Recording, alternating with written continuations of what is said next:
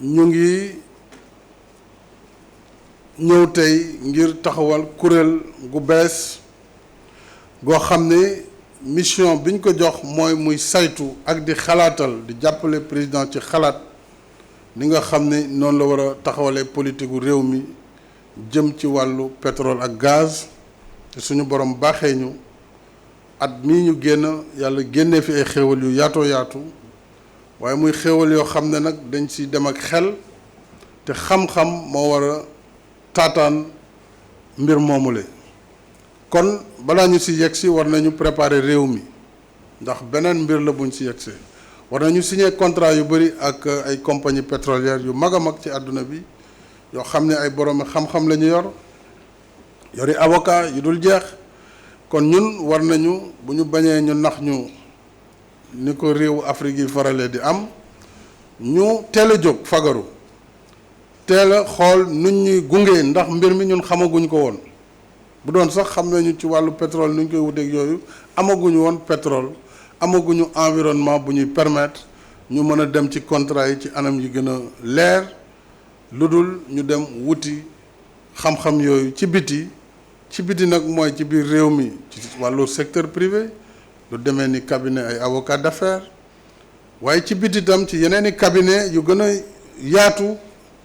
am ay borom xam-xam yu mag mais surtout ci wàllu xayma alal ji nga xam ne moo nekk ci biir géej gi wala ci biir suuf si nu ñu koy génnee ak nu ñu koy xayma loolu day baax réew mi xam dëgg-dëgg natt bi ñuy wax ëllëg ndax méngoo na ak li am wala méngoowul ak li am loolu nag xam-xam moo ko yor du ay caaxaan te xam-xam yu wér la yoo xam ne lenn li am nañ si tuuti waaye li ci gën a bëri dañ koy jëndi ndax xam-xam tey ci àdduna bi da ngay fay ñu defal la ko muy jënd expertise boobu nag dama bëgg balaa may jaarale réew mi foo xam ne xëy na du jub wala gouvernement bi jaar fudul jub ñu jël maanaam ay boromi xam-xam ñu encadré xalaat boobu loolu mooy taxawaayu comité bi waaye comité bi bokkewul dara ak gouvernement bi nga xam ne dafa yor ay mission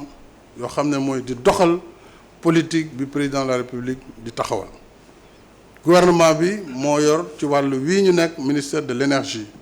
mooy continuer di signer contrat yi mooy continuer di jokkoo ak compagnie yi mooy def li mu war a def te décret bu leer bind ay pouvoir am mu sukkandiku moom ci boppam ci société nationale bu ñu tuddee Petrosen xam ne moom mooy xalaat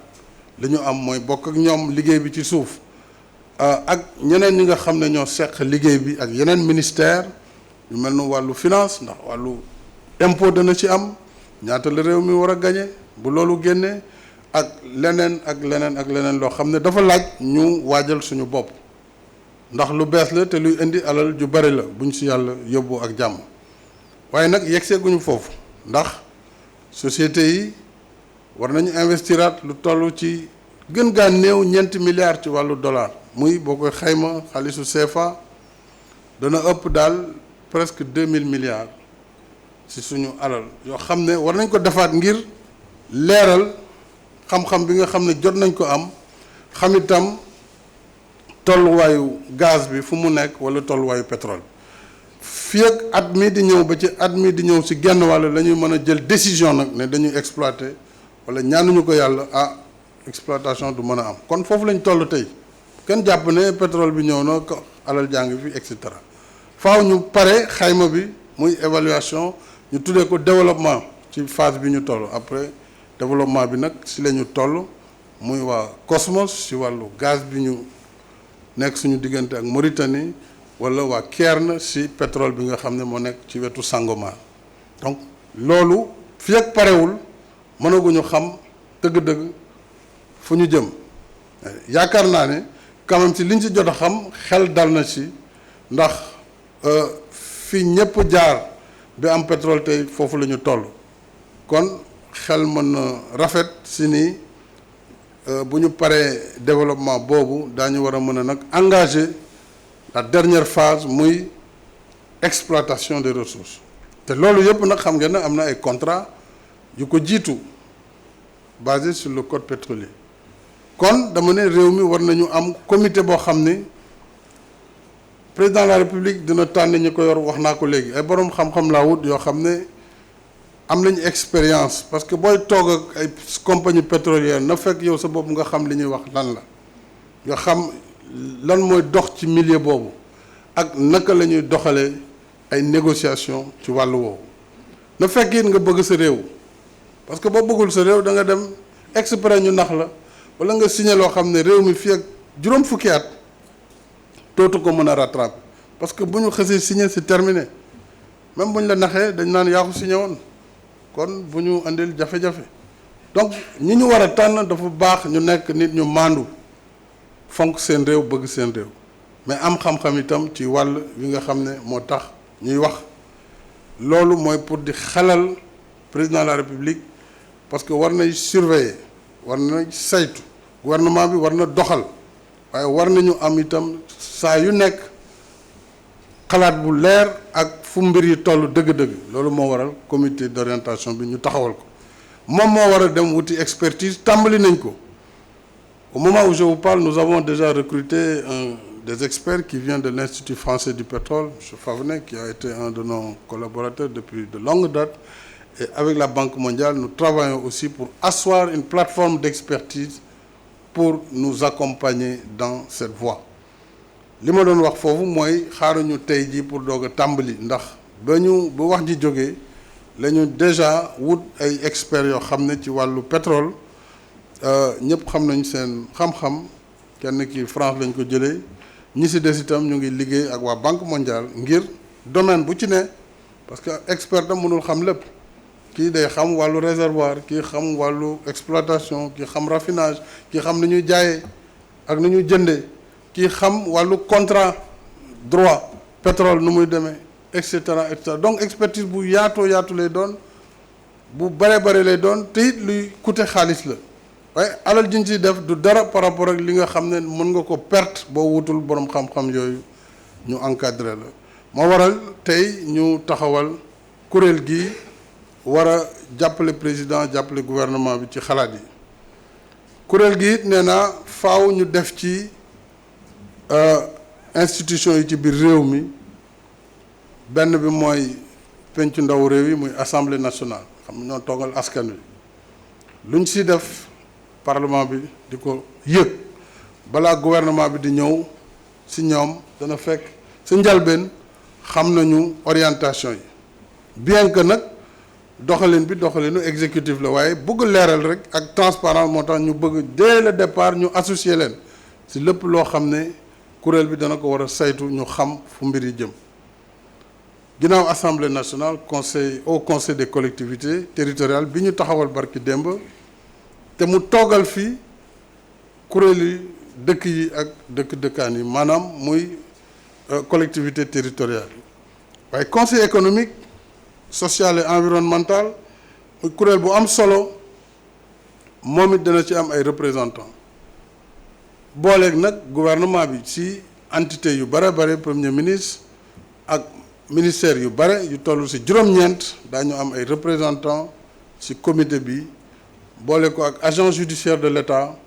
parce que mooy avocat état bi ak kuréel gi ñuy wax ITIE te di saytu wàllu transparence ci lépp luy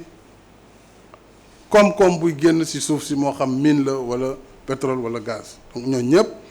ak ñeneen ñu ma tuddul lu mel ni waa directeur général bu Petrosen bi nga xam ne Petrosen mooy vraiment société bi jiitu ci liggéey bi ak directeur général bu Sénélec parce que bu ñu amee gaz léeg-léeg ñu def ko muy électricité kon ñooñu dañuy fekkee waxtaan bi di ci bokk ak directeur général bu SAR maanaam ñooñu ñëpp nag seen i conseil d'administration aussi day nekk seen ginnaaw pour ñu mën a accompagner politique gu réew mi leneen li ma ci yokk mooy lu toll noonu buy ñëw ci réew war nañu am ay borom xam-xam yu ko mën a doxal